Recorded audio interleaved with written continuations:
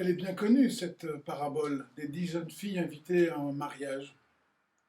Et dans cette histoire, nous ne retenons souvent que la conclusion qui est importante, certes, mais qui serait fort réductrice si nous l'appliquons seulement à notre rencontre ultime avec le Seigneur.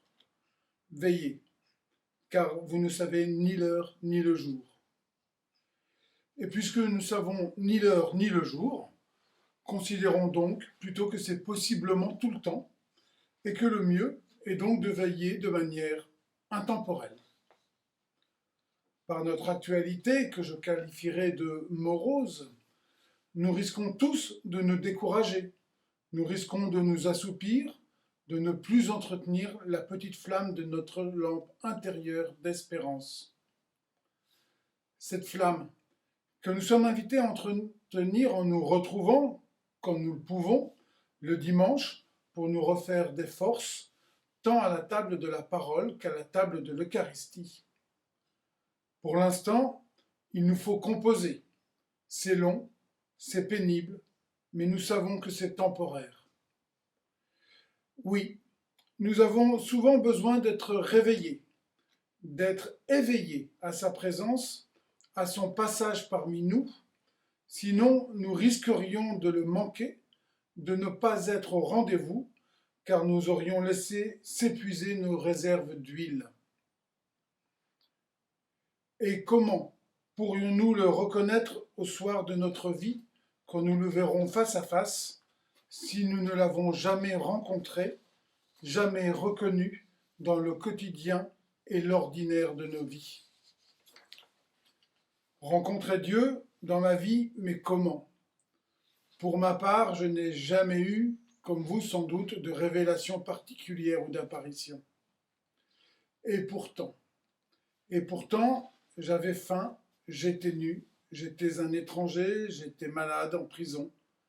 Chaque fois que vous l'avez fait à l'un de ces petits qui sont mes frères, c'est à moi Dieu, c'est à moi que vous l'avez fait. C'était le texte de la fête des défunts lundi dernier. Ce sera le texte d'évangile de la fête du Christ roi dans 2 semaines pour clore notre année liturgique. Sans doute un texte à suivre s'il revient si souvent. En préparant cette homélie cette semaine, je me suis dit que ces 2 textes se parlaient bien. Remettre de l'huile dans nos lampes, raviver la flamme, car nous avons besoin de lumière pour reconnaître Dieu dans nos vies, dans nos frères. Revenons sur le terme veiller. Veillez donc, nous dit-il. Veillez, et non pas attendez. Voilà une attitude essentielle pour nous chrétiens. Vouloir être éveillé. Et cela ne va pas de soi. Regardons d'ailleurs d'un peu plus près le texte de ce jour. Les jeunes filles, en compagnie de la future épouse, attendaient l'époux qui n'en finissait pas de palabrer, de discuter sans doute des conditions de la dot et du contrat de mariage. Elles attendaient, et comme l'époux tardait, elles s'endorment. Toutes s'endorment. Celles qui sont qualifiées de sages, comme celles qui sont qualifiées de folles. Celles qui ne se soucient pas de l'après. Il nous faut veiller, et pas seulement attendre passivement. Être veilleur n'est pas inné, nous avons à le devenir, à vouloir le devenir. Dans ma vie professionnelle, je rencontre beaucoup de détenus lors de mes passages en prison. Nombreux ceux qui attendent que le temps passe, qui attendent le jour de la sortie, parfois très très lointaine, sans rien faire. Ils sont dans une existence entre parenthèses.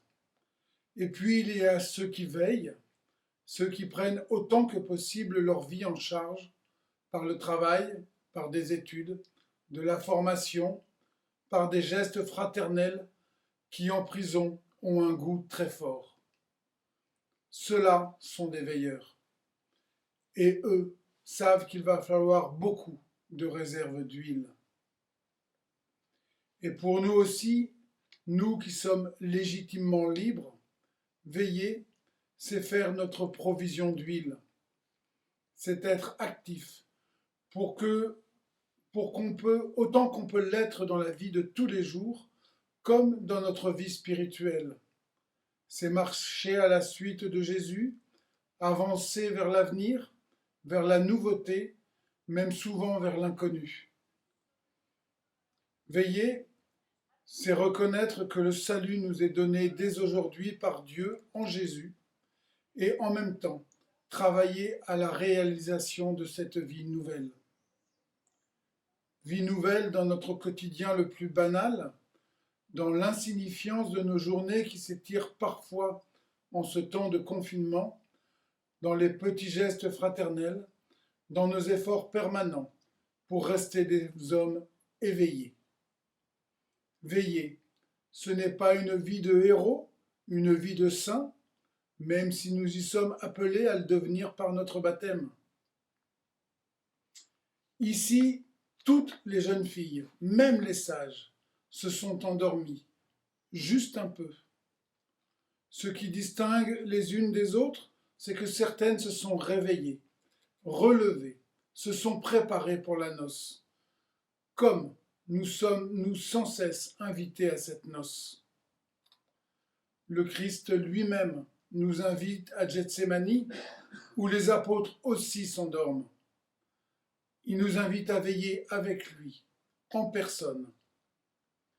Nous sommes invités à résister au sommeil, à la facilité, au vite fait, résister pour être des veilleurs. Veilleurs pour être là chaque fois que nous entendons « Voici l'époux, sortez à sa rencontre ». Amen.